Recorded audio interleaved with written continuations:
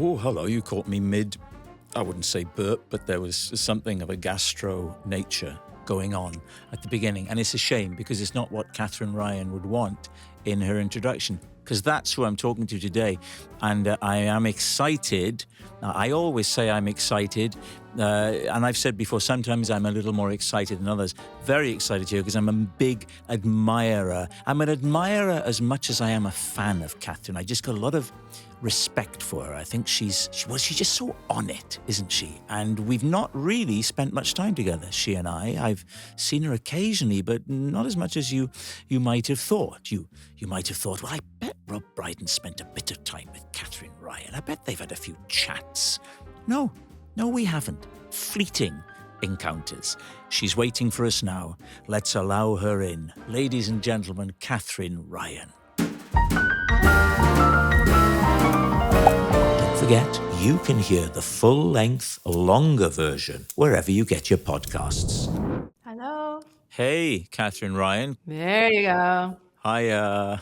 Hello, how are you? I'm good. How are you? Great, thank you. Nice collar, by the way. Can I say that to you? Well, do you know, I left the house this morning and my husband said, you look nice, but I could tell it was sarcastic. Oh, I like it. Oh, thank you. I'll let him know. The true showbiz icons enjoy this outfit. You tell that man that Well, that's he doesn't know. a mighty fine piece of clothing you're wearing, and if he don't like it, then why am I doing that voice? Well, he doesn't know because that's basically his voice. He's from Canada. He's Yeah. very rural, so he doesn't know. He's a rural guy. I'm tempted now to say that we've started because I feel that we're because I tell you what I noticed about your husband. Yeah, let's just keep going because his name, I loved his name. Don't tell me it. I'm going to tell you it because I've got it written down here. Personal. Bobby Kutstra? Yeah. What a name. Bobby Kutstra sounded like Bobby Kutstra, NYPD, let me in. It sounds like the sort of name Pacino would play in a movie, or De Niro or something. Oh, he'll love that. Yeah, that's exactly what he's like. It occurred to me, you and I both knock around, but we don't knock into each other very often at all. One occasion jumps to my mind. Do you remember it? Were you touring and checking into a much nicer room in a hotel? And that's why no one came to see my show because they'd all been at your show.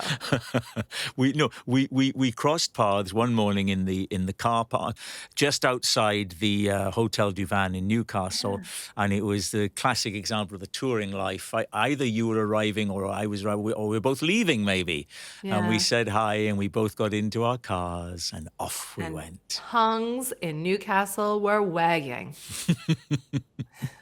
Do you like that life, that touring life? Does it suit you? I think I do it quite differently to some of the boys because for the beginning of my career, when I didn't have a tour manager and I was just on the trains and things, booking my own hotels or taking the train back, I brought my daughter, who's now 13.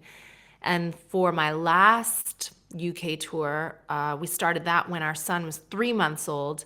And because I'm still nursing him and everything, I brought my son, I brought my husband, I brought my daughter. And so I'm either coming straight back or staying in a hotel with everybody now. And that is not the touring lifestyle that I think people imagine in the rock and roll comedian's life. No, that's hard. How do you're considerably younger than me, and yet, like everyone, getting older. How do you find, how much does a live performance of your typical, your full stand-up set, how much does it take out of you? Oh, nothing. I'm not as physical as you are, though. That's interesting. It's like talking to Jimmy. Jimmy, yeah, I said this to Jimmy. No, he says, I feel the same when I come off as I go on. Because you are, am I right to say, you are reciting beautifully honed material? I do a mix. So I would say that I know where I'm going, but especially on this last tour, there was a lot of audience interaction and ad lib and writing as I went along because we were coming out of a very different time and lockdown, and I hadn't worked up the material in the clubs as much. And I think that what's really special about live comedy and what I've found audiences really appreciate is that there is this spontaneity in the moment not everything's so polished. I think they like to see something that just happened in the room. When you're out there, how soon are you scanning and looking at who you might talk to, or does it just happen? I'm only because of course, the great Barry Humphries passed away very recently, and I remember reading a book by John Lahr about him from years ago, and he would have spies who would go and look and say, to simplify it, fat person, third row, so and so, old person and young person together in fourth row. So he'd have a vague idea before he went out. I am my own spy, so I look at the production monitors while people are coming in. Do you? Yeah, and I can kind of see, and my audiences are very mixed. I have very young people in my shows sometimes, like 14, 15 years old, if the venue will allow it. And then I do have older couples and groups of girls, and sometimes it really surprises me the demographic of audience member that I get. And that's why it's very useful to have a support act so they can go out and do the spying for you, and they can have some interactions and you can bring those up. But halfway through my tour, I just ditched the support act. I felt like I was too greedy. I wanted to do it all myself. Here's my impression, because we've not spent, given that, we chatted at Jimmy's. You've done lots with Jimmy, haven't you, over the years? Yeah, Jimmy Carr was really supportive of me, I think. I mean, he says that he wasn't. So when you have to, as a new comedian, audition to be a guest on 8 out of 10 Cats. And so I did that in May 2012, and I was asked back for another audition, and I couldn't believe it. It was my dream to be on that show, and Jimmy was at that final audition, and I got through, and I got to be on the show. And I always say, "Oh, Jimmy gave me that first chance," and he always says, "No, I told them you weren't strong enough, but they went ahead and booked you anyway." And then I think he and I are very similar Yes. minded. That we're very difficult to offend, and we appreciate jokes. And maybe because Jimmy's wife is Canadian and he has a bit of a Canadian mindset, I don't know, we just work really well together. And I think Jimmy has said to me, "You're always in the right mood." Yeah. And it's true. I'm always ready to work and really happy and nothing bothers me. I'm easy to work with, I guess. I would use the word, and it's not the right word. I'm going to say capable. That's ludicrous. But when I look at your clippings here, and see, you were always able just to step up, whether it was in the normal working life. You worked at Hooters, and before long you're training them. Is that right? Yes. So you go in, yeah, you got this, and now you're going to move up the ladder. And even in talking to you now, that's the impression I get is, oh God, yeah, she knows what she's doing. She's there's nothing of the injured bird which there can be to performers. There's nothing of that I see in you. No, not at all. I have a wonderful life. I think I might be dead. I look around this modular home and I go, uh-oh, I think I might have died a few years ago, and imagine the rest. And I know what I was going to come back to. We were saying about touring, and does it take it out of you? And you said no. But taking your little baby with you is you've got no time to navel gaze then, have you? And no time to sort of, oh, poor me, because you're getting on with stuff. I'm up throughout the night, probably every 2 hours, and then up for good at 6:30 in the morning. So, and that's been my life for the last 22 months. And you can still do a show at the end of one of those days. Yeah, am I as attractive or funny as I used to be before that? Probably not. But yeah, I feel like I just have to remind myself that I'm very blessed to have the children, and I wanted them, and I wanted to have them on purpose. And I make a lot of choices in my marriage too. I love my husband, my current husband, my first husband. I love him so much. But even Sunday, he announced in the morning that he was going to go golfing, and he golfs probably 2 to 3 times a week.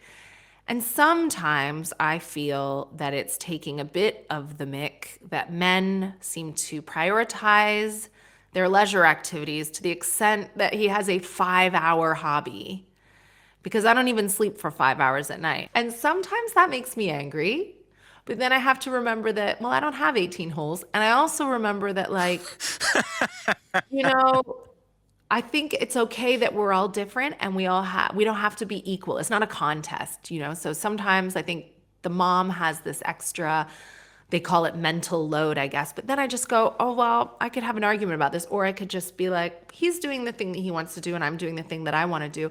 And I am someone who's very capable, as you said, and I don't complain. And what's the harm in me having all three children for the whole of Sunday? I like it. So then I just don't mention it and I get on with the day and then I go to work the next day and the next day after that. Wow. Well, I will say Bobby Hoekstra is a lucky guy. It doesn't bother me though. I joke about it, but I feel like we're all different and that is an exercise in being grown up and accepting that. I'm writing this down, Katherine, for my wife. We're all different. Yes. Yes, and you must also tell her that walking around golfing is very good for your mental health. Golfing, good mentally. Yep. Yeah. And if everyone's happy doing what they want to do, then what's the problem? We don't have to be in a contest with each other about who has the most sleep or who has the most free time. And if it is a contest, winning that contest should make you feel very happy, not resentful. But talk to me, when we've been married 10 years or 15. We've only been married 4 years. Oh, that's a yes. Now there's the interesting detail. You're still in the honeymoon phase. Yeah. But it was a lockdown 4 years, which is like gay years. Like it feels longer. What gives you the greatest happiness now? Because you've been acting more. You did the Duchess, and you're obviously very, I would say, very driven and capable. I look at you and I think, oh well, she could do whatever she just put her mind to. If you decided you want to do this, that, or the other, I would say there's no doubt that you would do it. Swimsuit modeling, basketball. There's a whole list of things I couldn't do. There'd be some things, yes. Okay, neurosurgery, perhaps. No, I can do that. Okay, I've watched enough YouTube videos. What gives you the most satisfaction? The Duchess certainly didn't make me happy. I'm not used to collaborating, so I was very lucky to be able to make a Netflix comedy series and to write that myself. But what someone doing it for the first time maybe doesn't realize is you're not writing it yourself. You're writing it and then you're told all the different ways that it's bad and needs to be changed. And you're given notes by people who've never sold out a theater and haven't done a comedy tour, but who know comedy better than you because they've produced other shows. So would you not want to pursue more of that sort of thing? Or would you want to pursue it, but with the caveat that it's not a committee? Oh, it is a committee though, and that's unavoidable. I think that it's just something that requires practice and finding the balance between, because again, with women, it is a bit different for us. There were a lot of ways that I was worried about speaking up or putting my foot down about a certain scene because I see so many of my peers in that environment who are branded as difficult, like, oh, well, that female writer, she's really difficult because she wanted it this way and she wanted it that way. And you want everyone to get along. And so there were times that I just talked myself out of having a scene the way I wanted it because I didn't want to come across as being too difficult. And that just requires, I think, practice. So there were things about the Duchess that I loved, things about the Duchess that I would have done differently. I think I'd always want to crack at doing it again because it was very rewarding and challenging, but I just think I'm not as well suited to that collaboration as I am to just going out on the road by myself. That's all. And this feeling of being perceived as a difficult woman. Yeah. Do people still put that label? Surely we're past that now.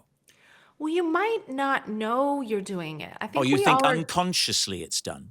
Yeah, because I've even done it. I think we're all guilty of unconscious bias where I have heard that someone's a bitch and believed it. Yeah. Are we allowed to say bitch on your podcast? Oh, you could say bloody bitch if you wanted to. Oh, yeah. So I have heard that certain, American female writers, like big writers or big showrunners, are difficult women. And then I've met them or worked with them or even in my own experience gone, oh, she just said no. And I was guilty of thinking she was difficult. I don't know. Like, And I think we are, what would the equivalent be said if it was a man then? like, he's a great leader. We'll take Jimmy, for example. Okay, yes.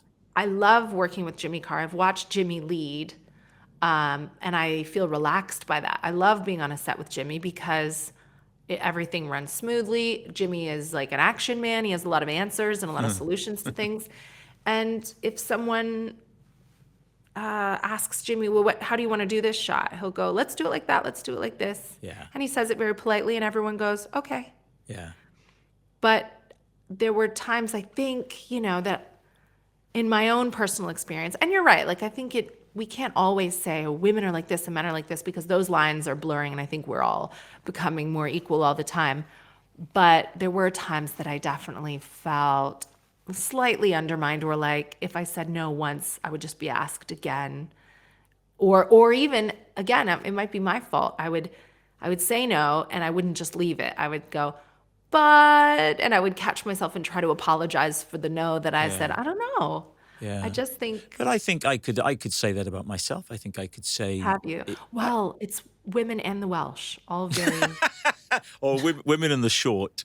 No. Tell me about your podcast. Did you have a reluctance? I remember when I was first approached to do this, I go, oh, it was that thing of, well, everybody's doing podcasts. And then it occurred to me that at some point there would have been a thing where when television was coming in, oh, no, everybody's doing TV show. Well, yeah, because it's the new thing and this is the new way of communicating and it's hugely enjoyable. Tell me about yours. It's amazing the number of people that listen to podcasts, and people who don't think they like stand-up comedy who listen to comedy podcasts. My podcast is called Telling Everybody Everything, and I'm the opposite to you. So I was not approached to do a podcast. Lots of people have offered me loads of money not to do a podcast. Please, Katherine, don't say anything else. No, I just decided to start a podcast all on my own, edit it myself, produce it myself, and I still do that, because I wanted to do something alone again. I had collaborated, and that was a learning curve for me, and I just wanted to do something edited, produced, all by myself. And so that's what Telling Everybody Everything started as, and that was at the beginning of lockdown, and then now I have loads of listeners too, and it's really nice. How do you go about choosing your guests? I don't really have guests. Every once in a while I do, but mostly it's a stream of consciousness, and it's a bit mad, but that even more. People tell me it sounds like they're just having a very one-sided conversation with a friend. I just talk about what I did in the week, and it has inspired my mother to have her own podcast where she sort of talks about what I talked about doing in the week. Wow. It's called Jules Says, and that podcast is mad. I mean, I turn that on in the morning when I'm up with the babies, and sometimes it's funny, sometimes it's informative, sometimes it's very passive-aggressive about me. She'll be like, well, some people look at me and they think, what has that woman done to alienate her children to the point that she's not invited to the christening? Well, I don't know. Like, it's that kind of stuff. You didn't invite her to the christening? Well, the reason is because my mom and dad don't speak, and my dad is Irish. He's from Cork. And he's religious as well. My mom isn't Irish and isn't religious. So my dad, it means a lot to him to have the christening at St. Finbarr's Cathedral in Cork, and that's where we went. And to invite my mom to that would be madness, because number one, it's my dad's turf. Number two, they don't speak. And number three, she doesn't believe in Jesus. Did you tell her she wasn't coming, or did you just not invite her? Oh, Rob. I think I just had the christening while I was on tour. You didn't tell her you were having a christening? Well, I don't think I didn't tell her. I think you didn't tell her. That's what I think. Do you want me to get her on the phone and find out? Well, I think the woman deserves a right to reply here. I'll ask, because I don't remember. See, my mom and I have a relationship. Are you genuinely calling her? Well, why not? This is what happens on my podcast.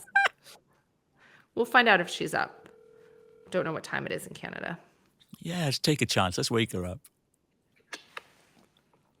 Oh, hi. Hi, Mom. How are you? I'm well. I'm just speaking to comedy superstar Rob Brydon on his podcast. Oh, yes. Did I tell you that we were having Fred's christening in Ireland, or did I just go and do the christening and then you found out afterwards? I can't remember.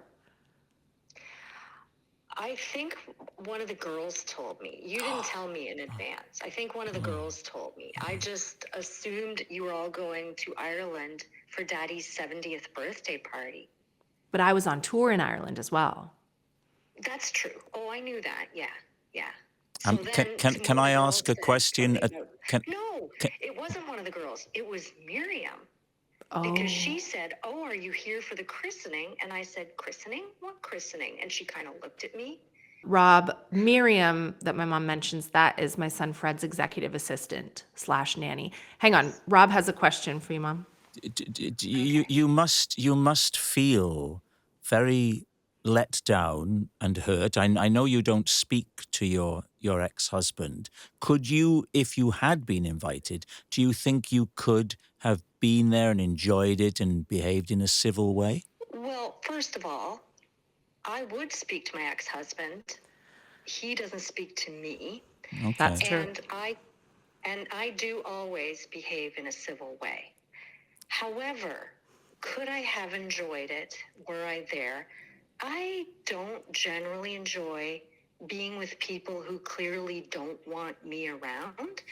So that certainly would have detracted from the enjoyment. As for whether I was hurt, I was hurt. However, I do completely understand why it makes sense for Katherine to have that in Ireland. She's so close. It is a bit hurtful that I wasn't invited. Would I have gone anyway? Maybe not. But also, I think one of the girls, and I forget which one, said to me, "Well, you're not even religious." And I said, "That's absolutely true, but I do care about any event that has to do with my grandchildren." This was my thinking behind not inviting you. It didn't even occur to me that you would mind because it's obviously Dad's turf and he won't speak to you. So it would have been like a shambles. But, oh, and the question also is, could Dad have behaved civilly? Maybe not. Oh, I think he would have. No, I think he would have. Because Well- he would never behave in a way outwardly that made himself look No, bad. but like the seething would have been palpable. But also, Oh, if you're not religious, then the event in Ireland was essentially a lunch. Because yeah, but it was an event that is. I don't kind think of you can call it a monumental lunch, event for my Catherine. A grandchild. christening I would isn't a also argue christening. that Daddy's not particularly religious either. Yeah. And I also think, and this is part of my hurt, I think, and I could be wrong, this is my perception, that he likes to have the christening in Ireland so that I can be actively excluded. So there's that. Yeah. But you living so close, it makes sense. You being on tour, it makes sense. So all of these things make sense. It's not a black and white thing where I was like, "Oh, I wasn't even invited to the christening." Yeah. It just felt weird. Catherine, can I ask, what is your mum's Hang on, name? hang on, hang on, What hang is on. your mum's Hang on, Mommy. name? What's your mum's name? my mom's name is Julie. Okay, Julie, let me lighten the mood. You must be very proud of Catherine. Oh, yes. There we are. A short, succinct answer. Thank you. All right, we just wanted to get to the bottom of it. It came up, but I'm going to have to let you go. And luckily, I keep having more babies. So if I didn't realize you were going to be hurt by the christening, but we have many more christenings to come. Okay. All right. I hope you do. All right. Thank you. Bye. Love you. Bye-bye. Love you Bye-bye. too. Love Bye. you. Bye-bye. Yeah, there you go. She went straight into it. We go straight into it, my family. And you obviously talk a lot. Yeah. And you're very open about things. That sounds like a very healthy relationship. Well, I got the christening wrong, though, didn't I? Oh, yeah, you messed up on that big time. Yeah, yeah. How does she feel about Bobby Hoekstra? At first, she didn't like him. Why? Because my sister hired a private detective. I think my dad's words when he saw how good looking Bobby was, "Catherine, he's either a gold digger or blind in one eye." I think people were worried that he was I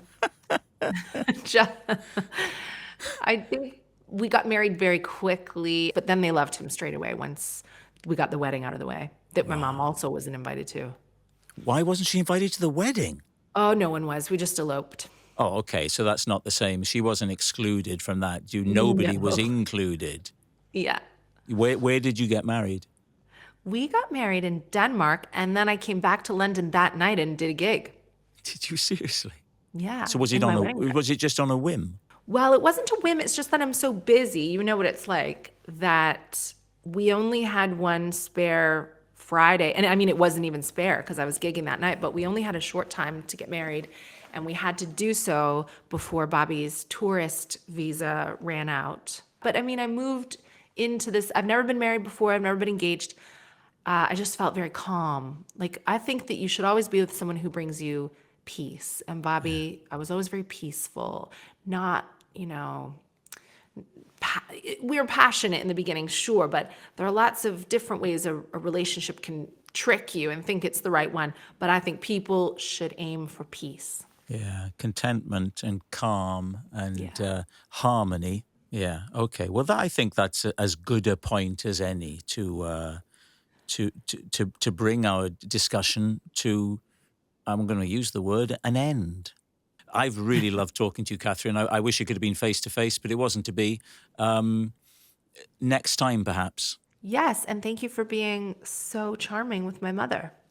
I wasn't expecting to meet her, so that was a You've been a delight. real agony aunt today. I'm going to go and listen to your podcast now, and hers, but more to the point, hers. Thanks so much, Katherine. See you. Thank See you so ya. much. Bye. Bye.